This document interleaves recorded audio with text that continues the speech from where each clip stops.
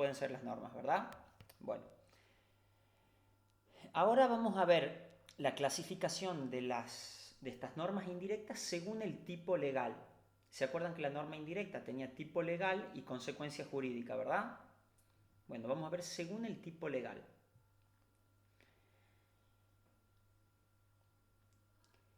Las que contienen las condiciones de un efecto jurídico.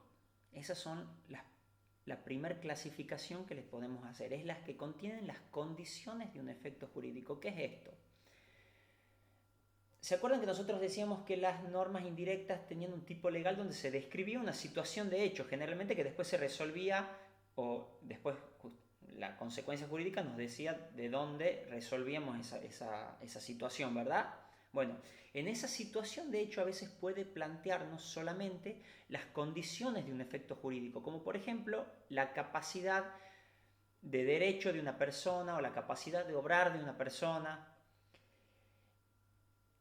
Sería, por ejemplo, que nos diga la norma indirecta, les voy a dar un ejemplo que diga la capacidad para contraer matrimonio o la capacidad para celebrar un contrato es la que diga el país donde esa persona es nacional, o sea, la del lugar de la nacionalidad de la persona.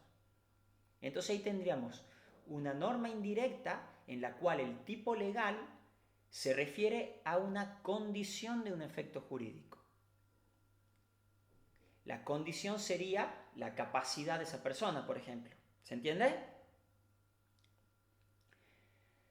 Otro tipo de clasificación, según también el tipo legal, sería al revés, teniendo en cuenta los efectos jurídicos de una institución. O sea, en vez de tener la condición que produce ese efecto jurídico después, la del efecto jurídico, que sería, por ejemplo, que para los efectos patrimoniales del matrimonio se va a aplicar la ley de tal lugar, o que para los efectos personales del matrimonio, por ejemplo, se van a regir con la ley de tal lugar. Entonces ya estamos viendo donde una norma indirecta en su tipo legal no es que nos plantee una situación donde, o sea, como yo les decía en el ejemplo, por ejemplo, si una persona mata a otra, se resuelve en tal lugar. Acá lo que nos está planteando el tipo legal es solamente el efecto, mientras que en las que les decía primero se plantea solo la condición. ¿Les queda claro? O sea, podemos ver que en el tipo legal a veces no es que está la causa, los efectos y toda la situación de hecho que se podría dar en una situación. A veces es más complejo que eso. Entonces hay que clasificarlas según las que tienen la condición, las que tienen los efectos, y hay otras que tienen las dos cosas juntas, que son justamente la que se usa por ahí, la que les decía yo, que es la que, por ejemplo, de las obligaciones que emergen de un delito. Sería el caso justamente a una persona que en tal condición haga tal cosa, que mate a una persona, teniendo capacidad y teniendo todo lo que tenga que tener, se le va a aplicar tal consecuencia jurídica. Ahí tendríamos un tipo legal donde es bastante más abarcativo, digamos, y más explicativo de la situación de hecho que estipula siempre este tipo legal. ¿Se entiende? Hay veces que el tipo legal solo se remite a que para una condición o para un efecto o para determinar un efecto, alguna situación jurídica, se va a aplicar tal consecuencia jurídica, o sea, se va a remitir a tal ordenamiento.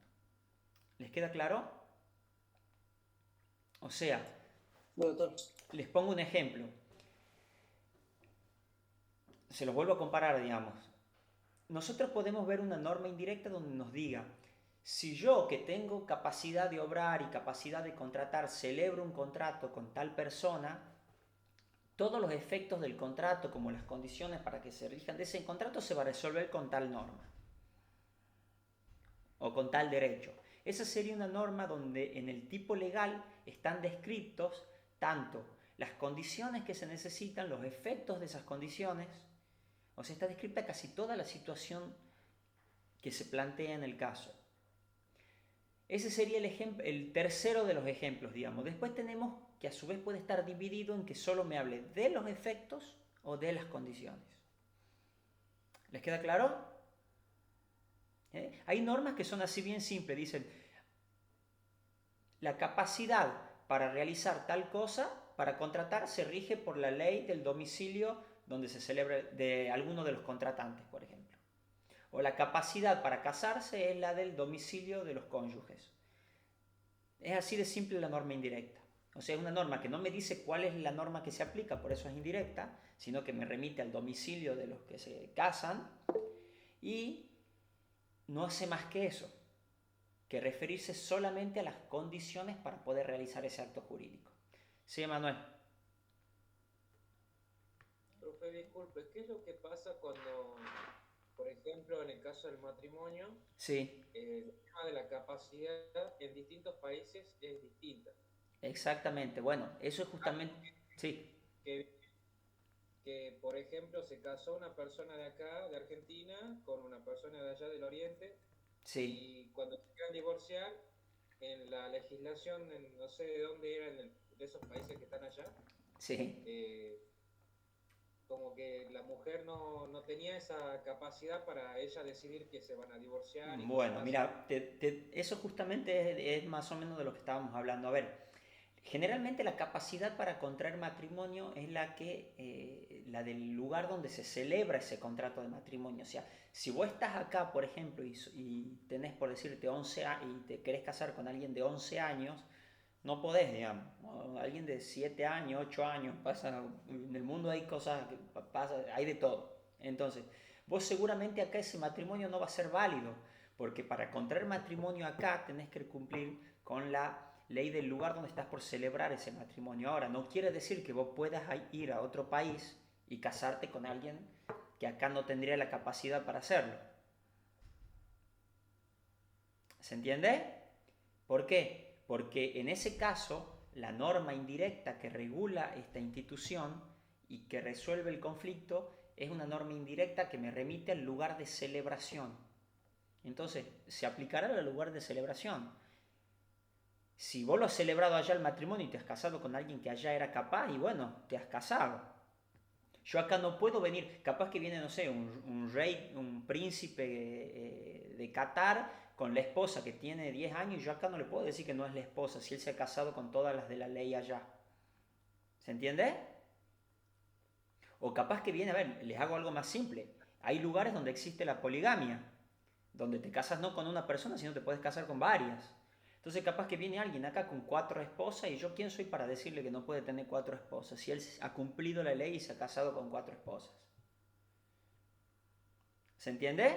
O, Entonces, o generalmente la como, ley para llevar adelante, para celebrar, o sea, para la validez, digamos, de ese matrimonio, es la del lugar donde se celebra. Acá obviamente que hay que tener siempre analizar el caso particular de que obviamente no exista fraude a la ley y todas esas cosas. o sea que un matrimonio igualitario de acá tendría que ser válido en el extranjero. Sí, obviamente que hay que ver la situación particular. Si vos pretendes darle validez a ese matrimonio igualitario en un país donde no es admitido, capaz que depende para qué te dicen, no, no podés, por ejemplo, no podés hacer tal acto jurídico porque no te tienen o no puede heredarte, por ejemplo, en otro país porque no tiene en cuenta la validez de ese matrimonio. Pero bueno, y hay que resolver, ahí hay una cuestión previa que resolver en un caso principal. Y bueno, capaz que ese otro país, generalmente, casi todos los países, casi todos los países respetan esto porque justamente la validez del matrimonio se rige generalmente por la ley del lugar de celebración. Entonces es muy raro que algún país no permite el matrimonio igualitario incluso acá o en otro que no lo admita, pero si la validez del matrimonio es la del lugar de celebración, lo va a tener que admitir. ¿Se entiende?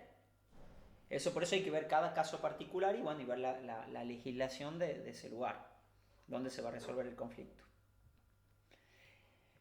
Entonces, ahí le hemos clasificado según el tipo legal. O sea, dependiendo lo que diga el tipo legal de la norma indirecta, le hemos hecho una clasificación cuando establece todo, cuando habla solo de los efectos o cuando habla solo de las condiciones. También lo podemos clasificar según la consecuencia jurídica. Acá lo podemos clasificar como normas a su vez se subdivide la clasificación de la consecuencia jurídica como más compleja, porque primero tenemos normas de importación y normas de exportación. Esto creo que ya les he hablado algo, ¿se acuerdan? Cuando una norma es de importación, viene de afuera. Exactamente, cuando nuestra norma remite a un derecho privado extranjero. O sea, nuestra norma dice que el conflicto lo va a resolver un derecho privado extranjero. Sería el ejemplo que ha dado recién Emanuel sobre, por ejemplo, la validez de un matrimonio. Si acá hay una norma que dice que para ver la validez de ese matrimonio se va a aplicar la ley del lugar de celebración y esas personas se han casado en Qatar, acá vamos a terminar aplicando para ver esa validez la ley de Qatar, ¿verdad? Entonces, en ese caso, el juez argentino estaría usando una ley de Qatar. Podríamos decir que le está importando, le está haciendo, como que le está trayendo acá a Argentina para aplicarla. La está importando. ¿Se entiende? Bien. Sí, profesor. Ahora. El libro dijo, pero que no profundizó, como que ningún juez argentino puede utilizar leyes del extranjero, algo así, en una página donde leí eso. ¿Puede ser? Bueno, ahí, a ver, no, lo que se dice en realidad es que acá hay unas discusiones doctrinarias donde dice, a ver, sin duda que se puede usar el derecho extranjero, el tema es en qué calidad lo usa. Porque hay una doctrina donde dice que todo el derecho que se importa es como que pasa a formar parte de nuestro derecho y estaríamos en realidad aplicando derecho propio. Acá hay monistas, dualistas, entonces, y mientras que hay otros que dicen que no, que se aplica simplemente como derecho extranjero. Esta es la doctrina que por ahí yo más me inclino porque en definitiva es la que más respeta ese elemento extranjero y ese derecho internacional privado. ¿Se entiende? Porque a ver, lo que dice, digamos, esta gente que no es que estamos aplicando derecho extranjero, sino que nuestro derecho nos remite a esa norma, entonces como que le incorpora nuestro derecho y nosotros siempre aplicamos nuestro derecho. Esto es lo que dice esta doctrina. Por eso es que para esta gente es como que nunca se aplica el derecho extranjero, sino que siempre es derecho interno lo que resuelve el conflicto.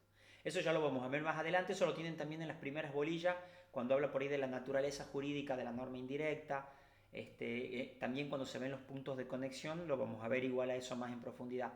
Pero bueno, así es, Emanuel. Sí, ahí hay una doctrina que dice que cuando incorporamos ese derecho, es como que lo hacemos nuestro, digamos. Pero no se compliquen con eso. Lo que yo quiero que entiendan acá es que las podemos clasificar como que el juez va a resolver el conflicto con una norma de nuestro código o con una norma de un código o de cualquier normativa de derecho extranjero. O sea, cuando estamos aplicando esa norma extranjera es de importación. Ahora, ¿cuándo será de exportación? Cuando se exporta el derecho argentino, o sea, va para otro lado. Exactamente, ¿y cómo sería ese caso? ¿Cómo les parece? Cuando el conflicto es en otro lado, pero una de las partes es nacional argentino, y bueno, es más conveniente para él que se apliquen las leyes nacionales. Exactamente, sería cuando nuestro derecho lo exportamos. Se aplica nuestro derecho, otro juez lo aplica, en otro fuero. ¿Se entiende? Sería el caso al revés. O sea, por un lado la podemos clasificar de importación a exportación y a su vez también podemos clasificarlo según la consecuencia jurídica, que es como saquen otra flechita, en unilaterales, incompletas y omnilaterales. Esto nótenlo.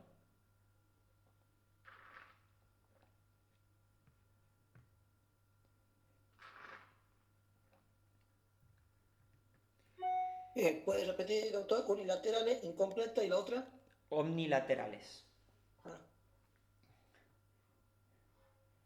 ¿Cómo es la última? Omnilaterales. ¿Ovni? Sí. Es que viene el espacio. Ya lo vamos a ver acá. Esto está en el libro más desarrollado, esto por ahí no es tan complejo. Las unilaterales son las que limitan, digamos, a declarar aplicable el derecho propio. O sea, hay países, ¿se acuerdan cuando yo les hablaba del territorialismo en la clase pasada? ¿Se acuerdan cuando hablamos de que había territorialismo mitigado y territorialismo extremo? Bueno, era la otra clase, ustedes lo deben haber visto esto en el video, me imagino. Bueno, es cuando una norma agarra y dice para tal situación se va a aplicar la ley de la nacionalidad y punto.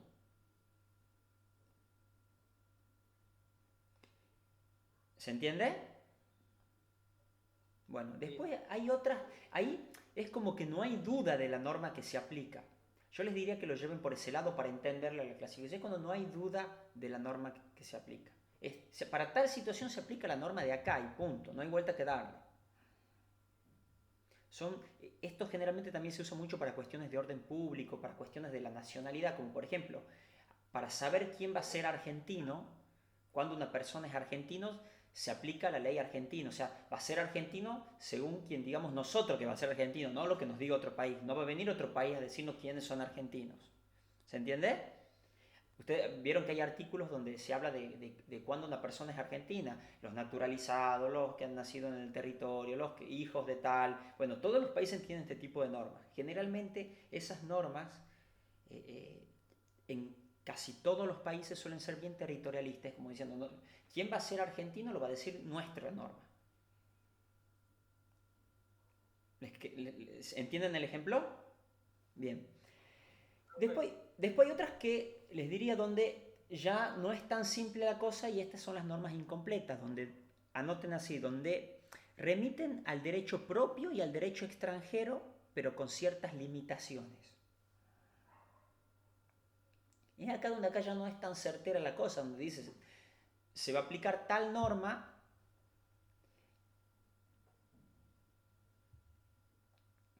pero está limitado a alguna otra cuestión. Por ejemplo, hay cuestiones donde puede terminar aplicándose una norma u otra norma.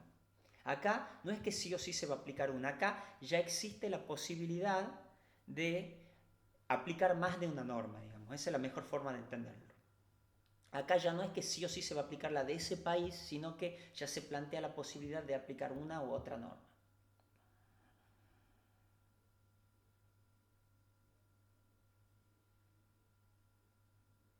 O sea que se aplica por parte de derecho interno y por parte de derecho extranjero. Sí, da la posibilidad, sí, exactamente.